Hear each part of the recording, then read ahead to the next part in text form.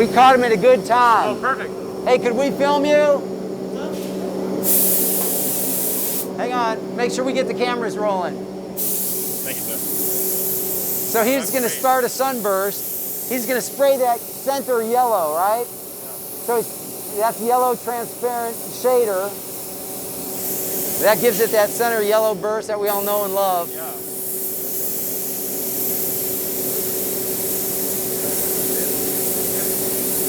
Wow. And then inside, there's a color code that tells him what color that burst is going to be, or whatever shade he's doing. And then if you look, you see all the different spray guns. Yeah. So he'll look inside that pickup pocket and then grab the appropriate gun and start the finishing process. Wow. That's a skill right there. Oh my God.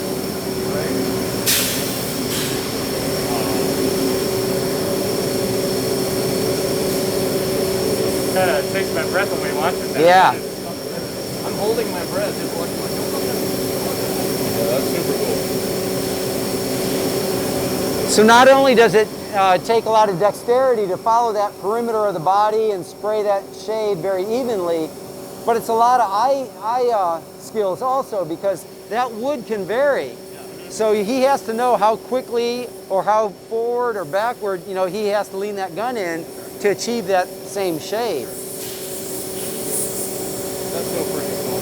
What are your guys' operating production hours? Well, it depends on the department. Typically, finishing comes in early and leave early. So I can't exactly remember what time. I think it's 4 or 5, and then they leave like at 1:30 or 2:30. Yeah. Because it's better for them to come in early. And then other departments are later, like typically final assembly will be, 7 to 3:30. They'll start later, so that way they can be fed work from the other departments. That makes sense.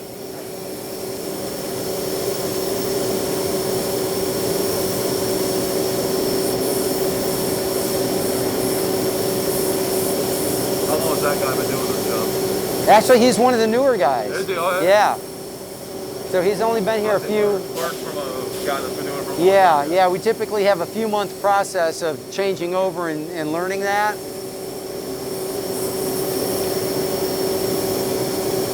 That's like a big body Les Paul, isn't it? That's the standard Les Paul. Once he gets the burst done, then he's going to give it one clear coat just to seal in that color. And then it'll also pop the color, so he'll be able to verify that he got all the shade right. When that clear coat went on, it like changed the Yeah, color. it's like turning the switch on, right?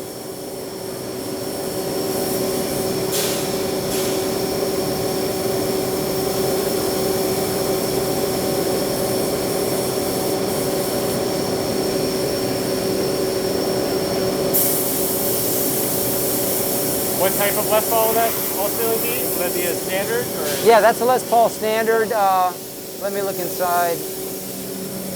Oh no, that's a tribute, I'm sorry. Oh, it's tribute. Yeah. I was thinking it was bound, but it's not.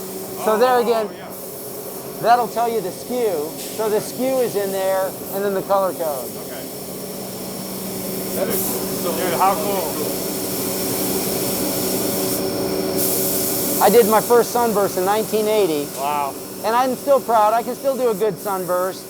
But you saw how quick he can throw that down, right? Like in 30 seconds. It'll take me 5 minutes because I don't do it all day, every day. So I'll do it. I'll take a pass and I'll stand back and look at it and squint and then do another pass, right?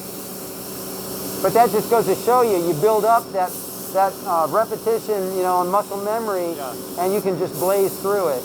It almost seems like something that has to be that flowing automatic movement. Like if you stop and think about it, you gotta. Right. Too late. Yeah. Oh, if you stop, now you're going to have a hard stop and start line. You're not going to be able to make up for that. That was super fucking cool.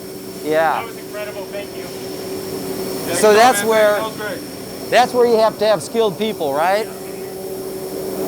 Thank you.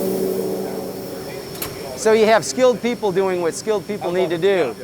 So then when it comes time to the clear coat, the clear is just building multiple coats of clear, right? So what we do there, here if you notice the guitars are hanging by an eyelet on the butt end of the guitar.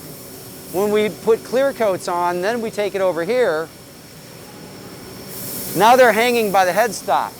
And you see that wire dangling from the hanger to the truss rod? This is an electrostatic process that's normally only used in metalworking, like automotive. So the guitar is given a low voltage electrical charge, and the finish is an opposite low voltage, and it attracts. Really? So now we can automate this. So if you look inside the booth, you see 3 spray heads like that. Yeah. So Oh, wow. there's not a person in there, it's all automated. Zach, you said that blue cable is an electro charge that pulls the finish to the car. It's kind of like powder coating, right? Yeah, exactly right. So that's typically only done in metal, but we're able to use it here because that truss rod spans the length of the guitar or the neck, and that still allows us even to use it on the body. There's enough charge throughout there. Even the custom shop doesn't do that because there's the size, you know, we do about 10 times the output as custom shop here. But for them it doesn't make sense because for that low volume, you know, this is too costly of an operation. I see. But for us, you know, with high volume, this is the most efficient way. And then you have uniform coverage with less overspray. And then you don't have to have operators do that. You have operators do the critical things like all the shading. Wow.